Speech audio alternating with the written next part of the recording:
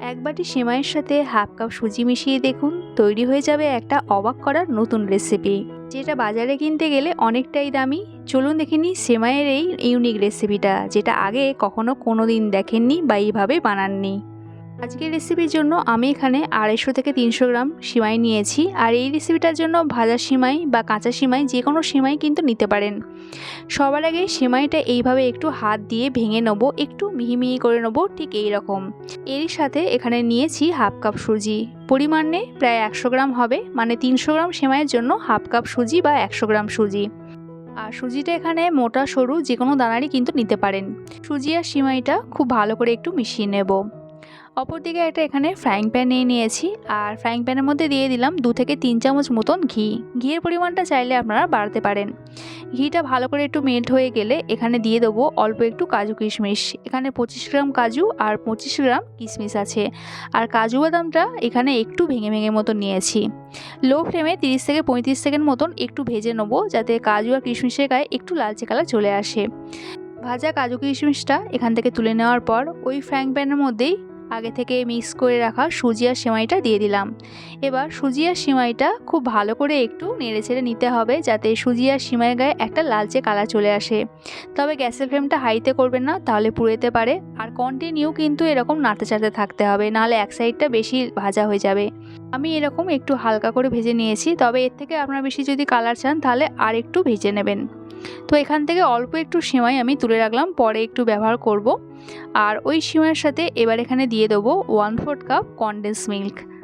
এই রেসিপিটা যেহেতু আমি একটু হালকা মিষ্টি বানাবো, তাই 1/4 কাপ কনডেন্স মিল্ক দিচ্ছি। যদি আপনারা একটু বেশি মিষ্টি খান তাহলে পরিমাণটা আর একটু বাড়িয়ে দেবেন। আর হাতের কাছে যদি কনডেন্স মিল্ক না থাকে তাহলে সেক্ষেত্রে 1/4 কাপ গুঁড়ো দুধ আর 1/4 কাপ চিনি দিয়ে দেবেন। টেস্ট কিন্তু প্রায় একই আসবে।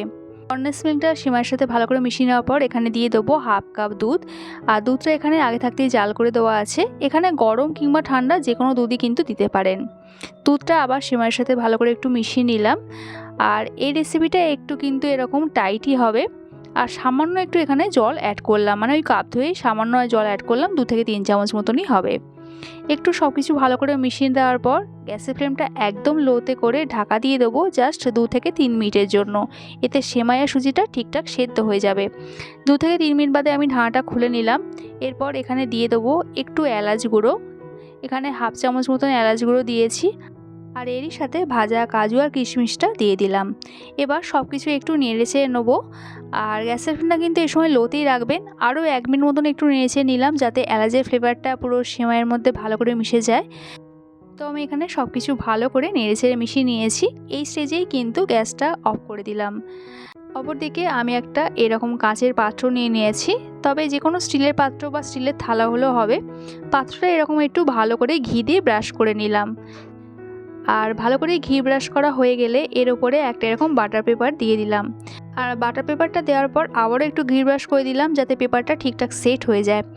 এরপর আমি যে ভাজা সিমাইটা তুলে রেখেছিলাম সেটা এখানে এরকম একটু ছড়িয়ে দিলাম। ঠিক এইভাবে একটু ছড়িয়ে দিলাম, আর একটু হাত দিয়ে স্প্রেড করে সেট করে দিলাম। এর ওপরে এবার সুজি আর সেমাই মিক্সারটা দিয়ে দেবো। একটু খেয়াল রাখবেন যাতে সেমাইটা এই সময় যেন একটু গরম থাকে। আর পাত্রটা আপনারা ঘি দিয়ে আগেই ব্রাশ করে নেবেন, তাহলে সুজি আর সিমাইটাই রান্না করার পরে ডাইরেক্ট এই পাত্রের মধ্যে ঢেলে দিতে পারবেন।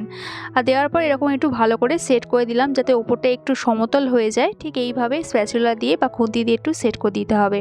আর এটা একটু ঠান্ডা করে নেওয়ার পর ঢাকা দিয়ে 1 ঘন্টা মতন একটু ফ্রিজে রেখে দেবেন, তাহলে সুন্দরভাবে সেট হয়ে যাবে। 1 ঘন্টা বাদে আমি ফ্রিজ থেকে বের করে নিয়েছি, আর দেখুন কি সুন্দর সেট হয়ে গেছে। এবার যেহেতু নিচে বাটার পেপার আছে, খুব সহজে কিন্তু এটা বেরিয়ে আসবে। দেখুন কি সুন্দর বেরিয়ে আসছে, কি সুন্দর সেট হয়েছে, একবার দেখুন।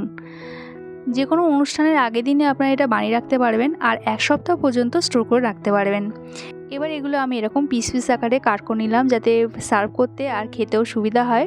আর একটা নিয়ে দেখিয়ে দিচ্ছি, দেখুন কি সুন্দর হয়েছে। তো তৈরি হয়ে গেল আজকের আমাদের রেসিপি সেমাই আর সুজির বরফি বা সন্দেশ। নাম যা খুশি দিতে পারেন, খেতে কিন্তু এক কথায় এটা দুর্দান্ত হয়। ঈদ বা যে কোনো অনুষ্ঠানের জন্য এটা একটা পারফেক্ট রেসিপি। আর আমি যে ভাজা সেমাইটা তুলে রেখেছিলাম তার জন্য এই টেক্সচারটা কতটা সুন্দর এসেছে একবার দেখুন। আমার আজকের এই সেমাইয়ের ইউনিক রেসিপিটা যদি ভালো লাগে, একটা লাইক কমেন্ট করুন রইল।